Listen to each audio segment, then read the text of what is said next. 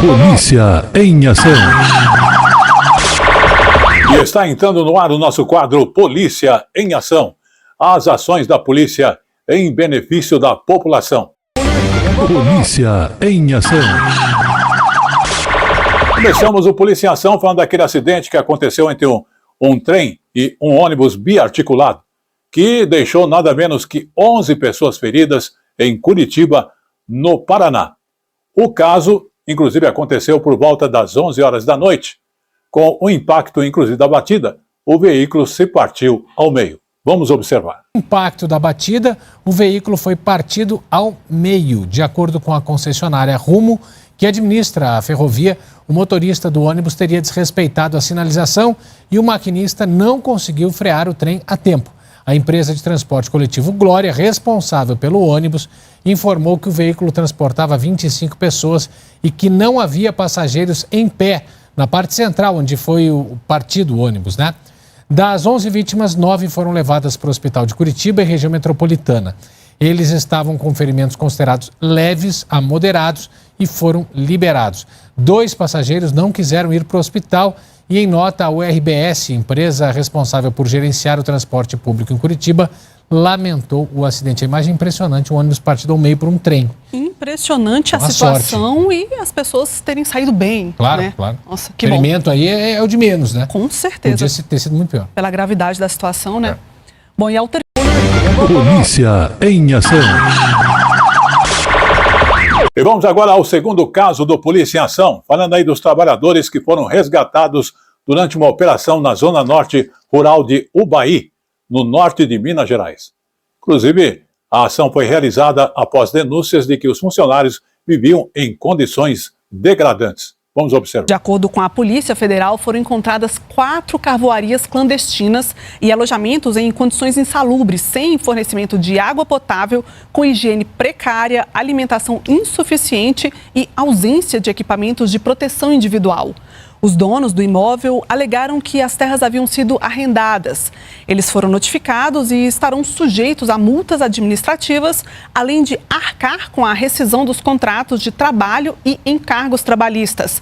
Um inquérito policial vai apurar se foi cometido crime de trabalho em condições análogas à escravidão.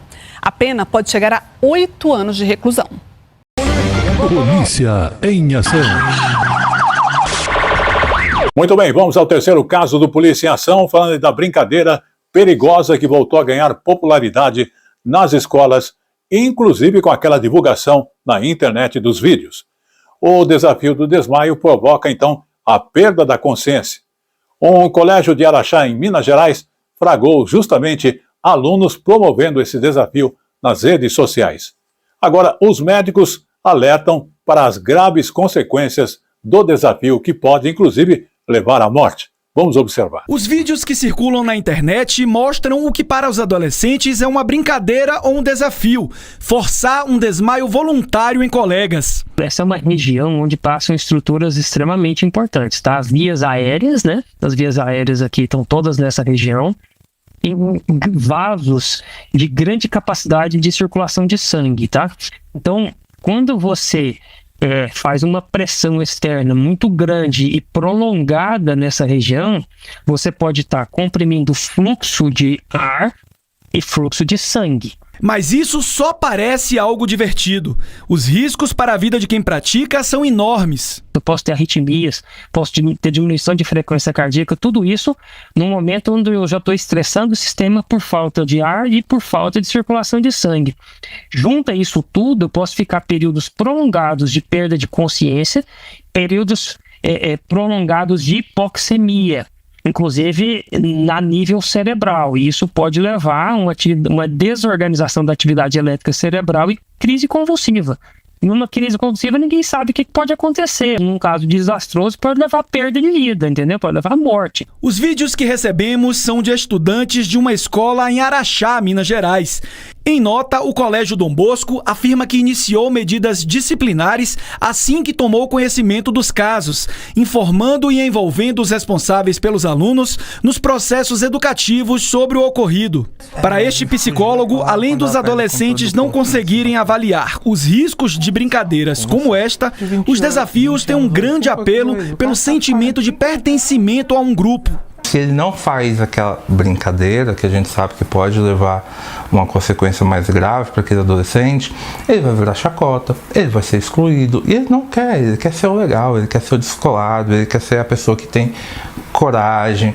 Mas lembrando que às vezes algo que é uma simples brincadeira na escola pode virar uma tragédia na família. Segundo pesquisa do Instituto Jimmy Cuida, meninos e meninas de 4 a 17 anos estão entre os mais propensos a participar de desafios, sendo que os meninos tendem a preferir os mais perigosos, como este do desmaio.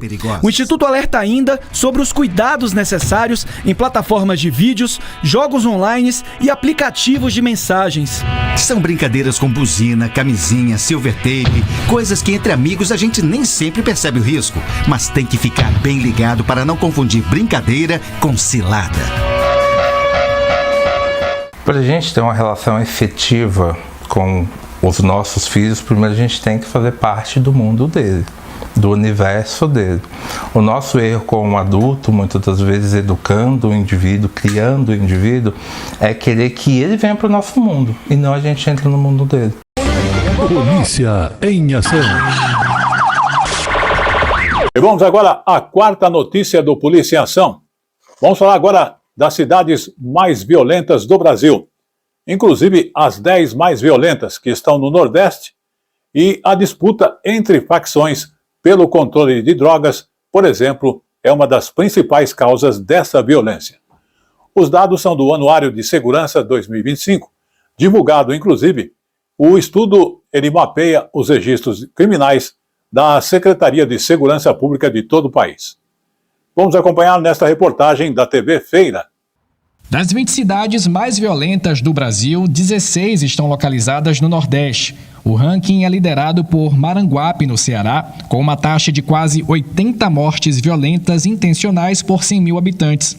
Em seguida vem Jequié, na Bahia, com 77,6. Juazeiro, também na Bahia, com 76,2. Camaçari, outra cidade do estado, com 74,8.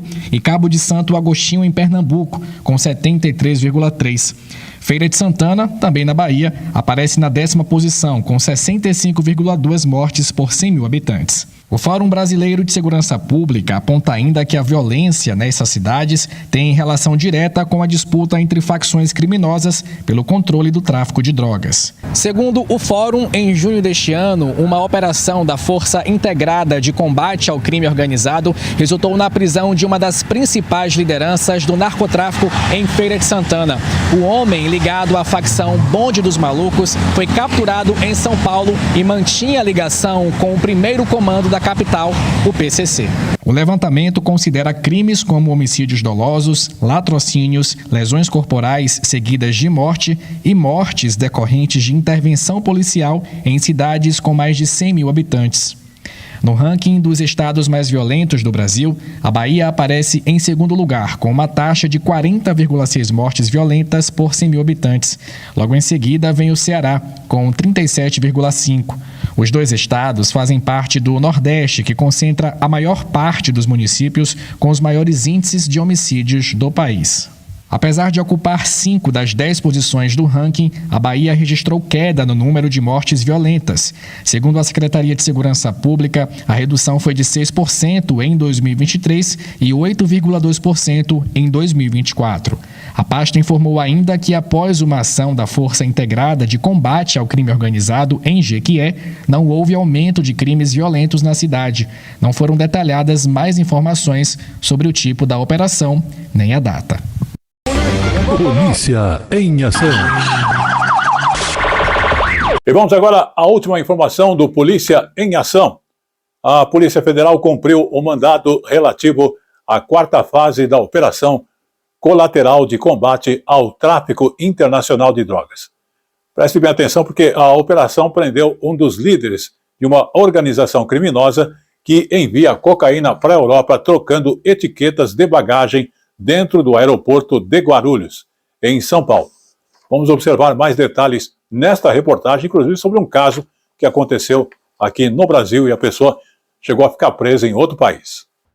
A prisão foi feita num condomínio em Guarulhos, na Grande São Paulo. Com o suspeito foram encontrados R$12 mil, além de celulares e de rastreadores de bagagem. O esquema ficou conhecido em 2023, quando 2 turistas brasileiras foram presas na Alemanha, acusadas de transportar drogas nas malas. As mulheres passaram mais de um mês presas na Europa, até que a justiça alemã fosse convencida da inocência delas. No total das 4 fases da Operação Colateral, foram 16 presos, 8 deles funcionários do aeroporto.